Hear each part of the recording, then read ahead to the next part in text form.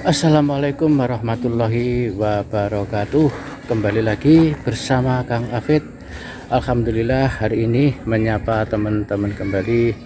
Mudah-mudahan teman-teman dalam keadaan sehat walafiat, dimudahkan segala urusannya dan dilancarkan segala rezekinya. Amin ya rabbal alamin. Oke teman-teman, ini sekarang saya lagi berada di Ponpes Nur Sifa. Nah ini berhubung abahnya belum datang, jadi rupiah itu masih di dalam, belum dimulai, tapi sudah lagi baca sholawat.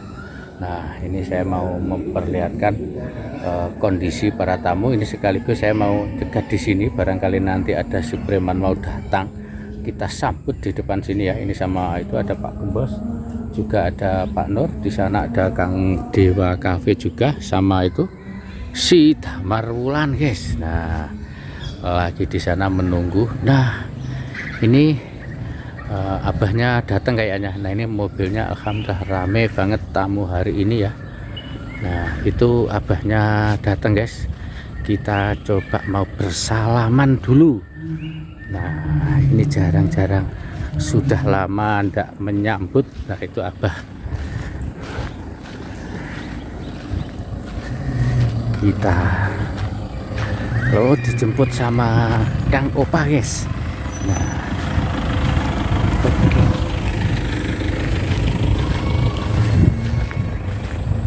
Nah ini kita langsung salim dulu guys sama abahnya. Assalamualaikum Pak. Itu nggak boleh minum, itu siapa apa enggak. Terus harus, kalau yang kerja di sini harus ikut sholat berjamaah, siapa apa enggak. Jadi nggak hanya sekedar bekerja tok gitu. Jadi persyaratan itu yang pertama harus ikut sholat jamaah gitu.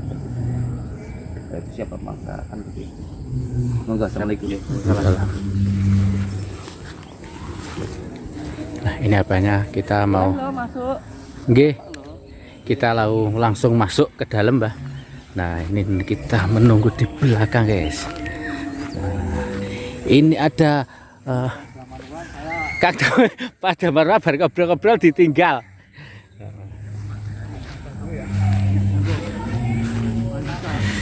Nah itu Pak Gembos sama Kang Dewa Cafe, sama abahnya. Oke ini disambut sama Pak Nur sama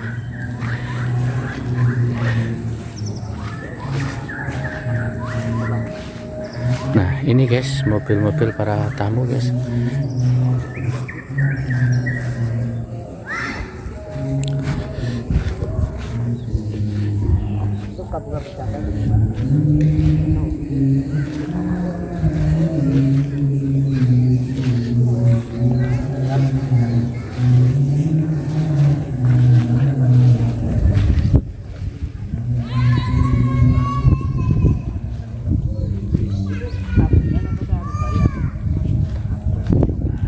Sama beliau hanya sama Pak Nur sama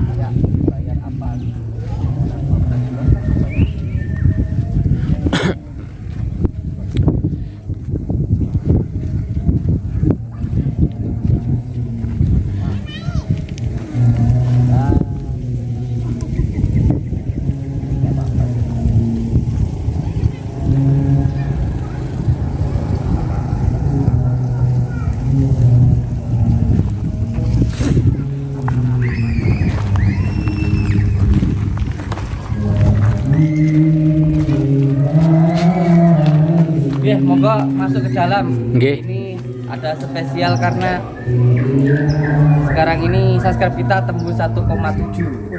Alhamdulillah. 7 ini nomor yang sangat keramat. 17 ini Al-Quran sendiri turun itu pada 17 bulan suci Ramadan ya kan. Angka 17 sendiri, satu itu alif, 7 itu keturunan. Jadi ini sesuatu nilai yang luar biasa buat saya. Masuk dalam. Nggih.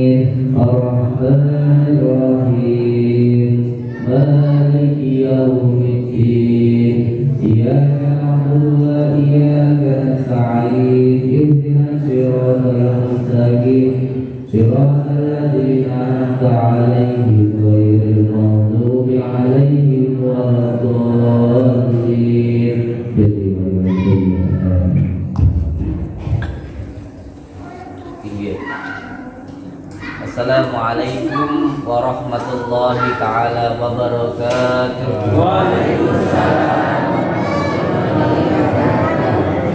Bismillah, alhamdulillah, wa syukurillah, wa nikmatillah, wa la hawla wa la quwata illa billah. Amma ba'd. Bapak Ibu semuanya, mari sama-sama kita bersyukur kepada Allah Subhanahu wa taala yang telah memberikan kita berjuta-juta, beribu-ribu nikmat kepada diri kita, berupa nikmat hidup, nikmat sehat, nikmat nafas, nikmat berdiri, nikmat bergerak, nikmat berbicara, nikmat mendengar, nikmat berkedip, dan nikmat-nikmat yang lain. Semoga nikmat-nikmat yang diberikan Allah kepada kita ini bisa kita gunakan di jalan yang diridhai oleh Allah Subhanahu wa taala. Amin ya rabbal alamin. Karena semua yang diberikan oleh Allah Subhanahu wa taala kepada diri kita ini akan ada hisabnya, akan ada pertanggungjawabannya. Mata digunakan untuk melihat apa, telinga untuk mendengarkan apa, tangan memegang apa, kaki melangkah kemana, hati berpikir seperti apa, menyimpan apa, niat apa, itu semuanya akan ada hisabnya, akan ada pertanggungjawabannya. Semoga kita semuanya bisa menggunakan nikmat-nikmat Allah ini di jalan yang diridhai oleh Allah Subhanahu wa taala. Amin ya rabbal alamin. Kita ini jarang sekali, bahkan sering lupa, kufur atas nikmat-nikmat Allah, sehingga kita ditegur oleh Allah Subhanahu wa taala. Itu semuanya adalah bentuk kasih sayang Allah kepada diri kita. Kita sering ketika bangun tidur tidak mengucapkan syukur. Kita lupa bahwa nikmat ketika bangun tidur adalah nikmat yang luar biasa. Karena banyak orang yang ketika bangun tidur itu tidak bisa bangun. Bisa jadi ketika kita bangun tidur itu adalah bangun yang diharapkan oleh banyak orang yang pengen bisa bangun seperti kita. Ada orang yang nggak bisa bangun karena stroke. Kita yang bisa bangun tidur, pernah kita itu bersyukur? Enggak. Yang penting teriak-teriak, memikirkan dunia dan lain sebagainya, tanpa kita mengucapkan alhamdulillah dulu. Ketika kita bangun tidur mengucapkan alhamdulillah sampai kita tidur lagi, itu nanti akan muncul sebuah ketenangan, akan muncul sebuah kebahagiaan. Nasi yang kita makan ketika kita bangun tidur bisa jadi adalah makanan yang sangat diharapkan oleh banyak orang yang ingin bisa makan seperti kita. Tapi kita jarang sekali bersyukur. Yang dipikirkan makanan-makanan yang lainnya, tidak mensyukuri apa yang telah Allah berikan kepada diri kita, sehingga makanan itu tidak menjadi barokah untuk diri kita. Ketika kita bangun tidur bisa langsung berdiri, bisa langsung berjalan, bisa jadi itu adalah berdirinya, jalannya yang sangat diharapkan oleh banyak orang yang pengen bisa jalan, yang pengen bisa berdiri seperti kita. Ada banyak saudara-saudara kita yang nggak bisa bangun, yang nggak bisa berjalan. Pernah kita itu bangun tidur ketika berdiri berjalan itu bersyukur kepada Allah? Enggak. Bahkan ketika kita bangun tidur bisa duduk seperti ini saat ini, jarang kita syukuri. Yang mensyukuri padahal duduk yang seperti ini bisa jadi duduk yang sangat diharapkan oleh banyak orang yang pengen bisa duduk kayak kita ini. Banyak orang yang nggak bisa duduk kayak kita ini. Ada yang karena ambeien duduk kayak gini rasanya kayak ditujus pakai linggis. Kita yang bisa duduk kayak gini pernah nggak kita itu bersyukur? Enggak. Umat diri. Kalau bersyukur itu bagaimana caranya? Ya menggunakan duduk itu untuk pikir. Kalau buat pikir 1 menit aja sudah bingung sendiri, sudah merasa capek semua. Tapi kalau buat nonton TikTok, buat 2 jam 3 jam duduk aja, buat main game tidak berasa. Mau dibilang ini. Salawat serta salam semoga selalu kita sanjungkan kepada junjungan kita Habibina wa Nabiyina Muhammad sallallahu alaihi wasallam. yang telah membawa kita dari alam yang gelap gulita menuju alam yang terang benderang, yaitu Islamiyah. Amin ya rabbal alamin. Hari ini spesial for you in the house. On the Jegetor. Apa dia? Spesial karena hari ini saya kedatangan Gus Miftah.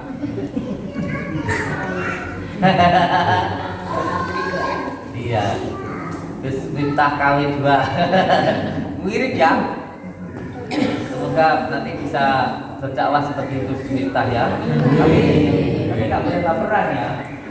Kalau ada yang jelek jangan gampang main tuh, nanti hilang keramatnya, nanti hilang karena baperan ya. Jangan baperan, kalau masalah dikit komentar, kalau masalah dikit komentar, baperan. Jangan terlena dengan ketenaran ya Gus ya. Siap ya untuk dakwah-dakwah di tempat-tempat yang mengerikan, di tempat yang gelap seperti di tempat pelacuran, kafe-kafe malam dan sebagainya. Ya, yang penting jangan baperan. Nanti kalau sudah terkenal jangan baperan ya. Nanti terkenal dikit baperan ya repot. Allahumma sholli ala Muhammad. Yang kedua spesialnya karena tepat malam ini subscribe saya tembus 1,7 juta. Ini suatu perjuangan yang luar biasa. Setelah saya mendapatkan ujian, mendapatkan fitnahan, lemparan kotoran, tapi ternyata tidak menghancurkan, tapi semakin menyuburkan. Allahumma sholli ala Muhammad. Setelah saya dituduh menipu, dituduh cabul dari setahun yang lalu, alhamdulillah sampai sekarang tidak terjadi apa-apa. Kalau saya nipu, kalau saya cabul seperti yang dituduhkan si Anto itu, mungkin hari ini saya sudah di penjara. Tapi alhamdulillah nyatanya sampai hari ini bukannya di sini tutup, tapi malah semakin ramai. Yang dulunya padepokan malah sekarang menjadi pondok pesantren, dan pengasuhnya langsung ketua MUI Blitar, Kiai Haji Syaifuddin Rahman SHMM. Jadi semakin kuat dan semakin jaya. Amin ya robbal alamin. Kalau saya dituduh nipu, mungkin kalau saya benar-benar nipu sekarang ini saya nggak ada di depan jenengan, saya sudah di penjara. Tapi karena hanya sekedar tuduhan saja, hanya sekedar opini saja, hanya sekedar drama untuk cari viral, alhamdulillah ya nggak terjadi apa-apa karena memang tidak ada apa-apa. Semuanya hanya giringan opini saja, semuanya hanya untuk mencari subscribe, hanya untuk mencari AdSense, dan hanya untuk mencari uang saja. Allahumma sholli ala sayyidina Muhammad. Allahumma sholli ala sayyidina Muhammad. Kebenaran itu memang tidak butuh pembenaran. Sesuatu hal yang benar itu pada akhirnya waktu yang akan membuktikan. Yang benar akan tetap benar. Walaupun toh ditempatkan di kotoran, emas itu akan tetap emas, tidak akan pernah berubah.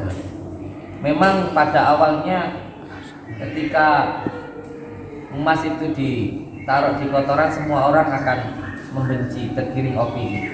Tapi semakin lama emas yang akan tetap bertahan dan kotoran itu akan hilang. Dan pada akhirnya dengan izin Allah orang pun akan kembali suka kepada emas itu. Allahumma sholli ala sayyidina Muhammad. Allahumma sholli ala sayyidina Muhammad. Yang terpenting untuk semua saudara-saudaraku, jadikan apa yang terjadi dengan saya ini sebagai muhasabah, sebagai pengingat, sebagai motivator bahwa setiap panjenengan melakukan kebaikan, sebaik apapun jenengan, yang namanya orang tidak suka akan pasti ada. Tetapi ketika niat panjenengan baik, ketika perbuatan jenengan baik, panjenengan akan ditolong oleh Allah Subhanahu wa Ta'ala. Tidak perlu Tuhan, tidak perlu bingung. Semuanya serahkan kepada Allah Subhanahu wa Ta'ala. tanaman itu memang kalau mau subur harus mau dikasih kotoran supaya lebih subur lagi. Walaupun pada pandangan mata menjijikan, menjengkelkan, menyengsarakan, tetapi pada hakikatnya kotoran itu menyuburkan. Oleh sebab itu ketika panjenengan ketika berjuang menghadapi ujian, cobaan, jangan berputus asa dan selalu berpegang teguh kepada tali Allah. Yang pertama menjalankan sholat, yang kedua mengamalkan sholawat, yang ketiga baik kepada orang tua, taat kepada orang tua, dan baik kepada sesama dan cinta kepada negara. Ini nanti akan membuat kita selamat dunia dan akhirat. Allahumma sholli ala Muhammad. Allahumma sholli alaihi. Allahumma sholli ala Sayyidina Muhammad. Allahumma sholli alaihi. Dan karena ini 1,7 subscriber khusus 1 minggu ini, dimulai dari Hari ini. sekarang sampai 1 minggu ke depan, semua media yang sudah kita tirakati, yang sudah kita riadoi, termasuk yang beli di sini, itu semuanya separuh harga. Yang sudah beli ini tadi dikembalikan separuh medianya, termasuk berupa tasbih dari makom Sunan Buku yang saya dapatkan dari kayu wali pun yang mati ngora itu juga semuanya, termasuk juga madu, tasbih dan lain sebagainya, itu cukup mengembalikan atau memahari modalnya saja.